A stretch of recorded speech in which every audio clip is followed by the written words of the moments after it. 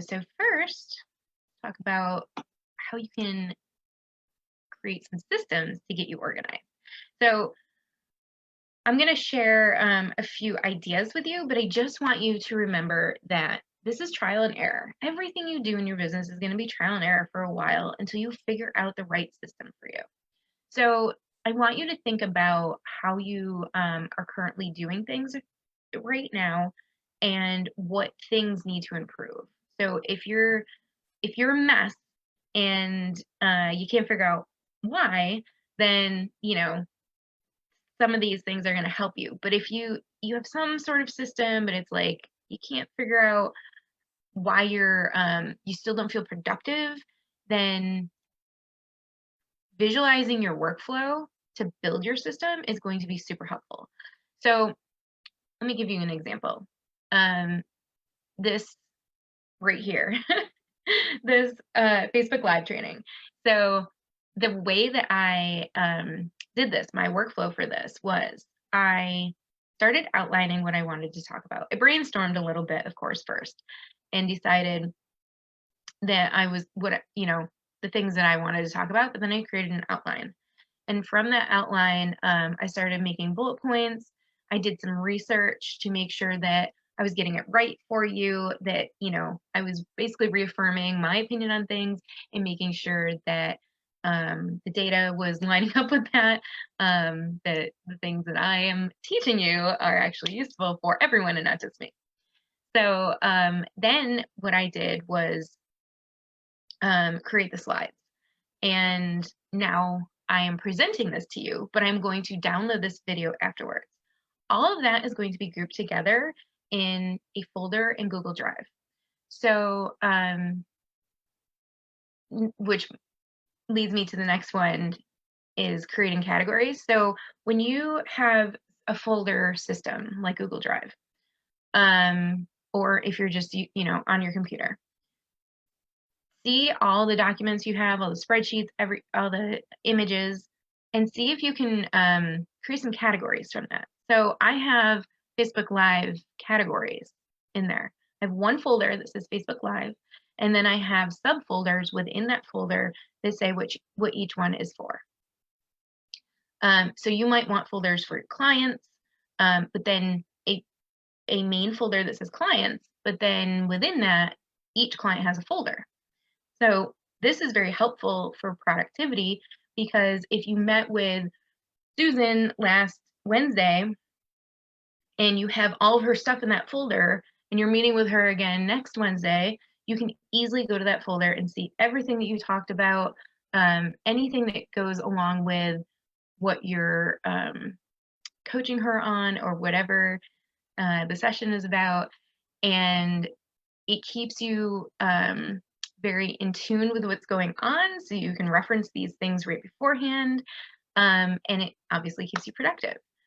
And then, learning how to prioritize your to-do list. We're going to talk a little bit more about that later, but prioritizing things is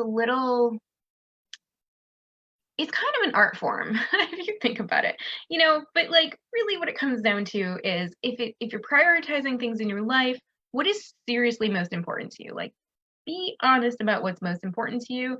That should be your number one priority. If you're prioritizing things for your business, I like to focus on the things that are going to make me money first, because if I can make money, there's a lot of stuff I can outsource.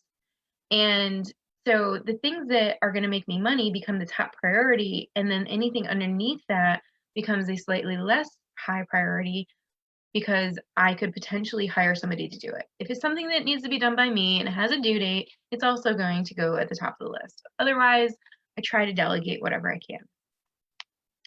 And then also, we have the project management tools that I talk about all the time. I'm not going to go into depth with those, but you know what they are. If you want more information on project management tools, there is a unit all about this. There's a video on how to determine which tool is best for you. And then there's a video on Asana, one on Trello, and one on ClickUp, so you can get a little overview of how they each look and maybe test one of those. I did also want to mention emails. So this in the same way that you organize your folders, you can do this for email.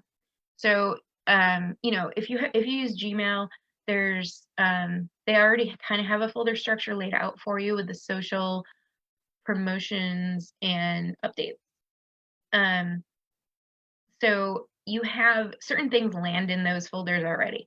You can actually set rules or filters um, to actually make things go to those folders. And this is really great so that you're not getting a promotional email in your inbox and then your phone's not alerting you and then you don't become distracted by that. So if you just have it set to go into a different folder, then you don't see it until you actually sit down to go through your email. And then you can block out time to actually sit down and go through your email and see these other things. You can also create labels and categories. So, for me, all my bills are in a category. It is just a category called bills. And when I go into it, I see the most recent emails I've gotten from, power company, whatever it is. And I then take that information and I put it into a spreadsheet because I love spreadsheets, and which is my budget tracker. I call it my wealth management spreadsheet. Um, so like these are the ways that you can get yourself organized to get into that workflow, and you know exactly where things are located, and you can easily grab one thing and go to the other and have all your information flowing and not bogging you down because you're trying to find something, you know?